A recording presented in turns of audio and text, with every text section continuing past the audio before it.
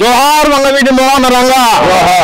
ఈ శబ్దం కందుకూరులో వినిపించక ముందే ప్రభుత్వం మత్తు వదిలి నిద్రపోతున్నట్టుగా నటించేటువంటి ఈ ప్రభుత్వం మేల్కొనాలి. ఎక్కడా చూడనటువంటి ఒక హర్రర్ ఫ్యాక్షన్ మూవీని ఈ రోజు ఉదయ హాస్పిటల్లో మేము గమనించడం జరిగింది.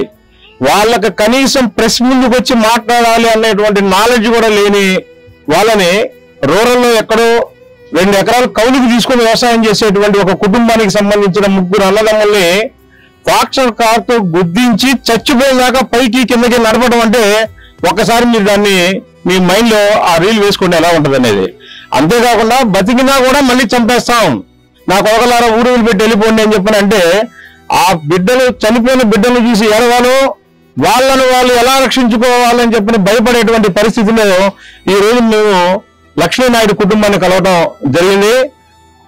మరి కాపులు పెద్దన పాత్ర వహించమని చెప్పని పిలిపించారు పవన్ కళ్యాణ్ గారు. పిల్లలు నూనెకు మీసాల పిల్లలందరూ చెప్పినటువంటి పిలుపుకి స్పందించి ఈ రోజు వచ్చినటువంటి ఫలితమే 161 సీట్లు, 163 సీట్లు. అయ్యా పవన్ కళ్యాణ్ గారు, కొంచెం అంటే మీరు చాలా బిజీగా ఉంటారు, మరి ఇటువంటి చిన్న చిన్న వాళ్ళని కూడా మీరు గమనించాల్సిన పరిస్థితి ఉంది. సినిమాటిక్ చాలా విషాదవంతమైనటువంటి సిచ్యువేషన్.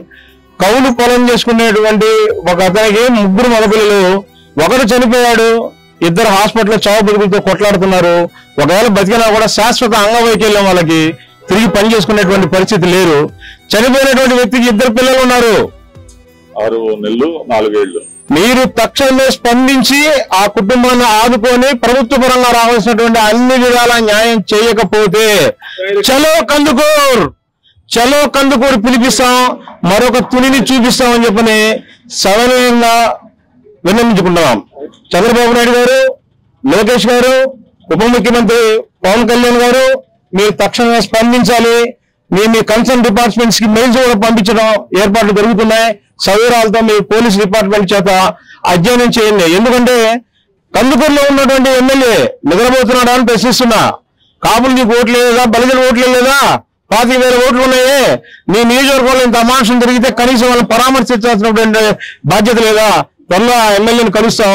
ఆ ఎమ్మెల్యే మీకు నమ్మకం లేదు కాబట్టి నేరుగా మేము మీకు ప్రెస్ ద్వారా వినియోగించుకోవడం జరుగుతుంది. తక్షణమే స్పందిస్తారని చెప్పి ఆశిస్తున్నాం. జై వంగవీటి మోహన్ రంగా.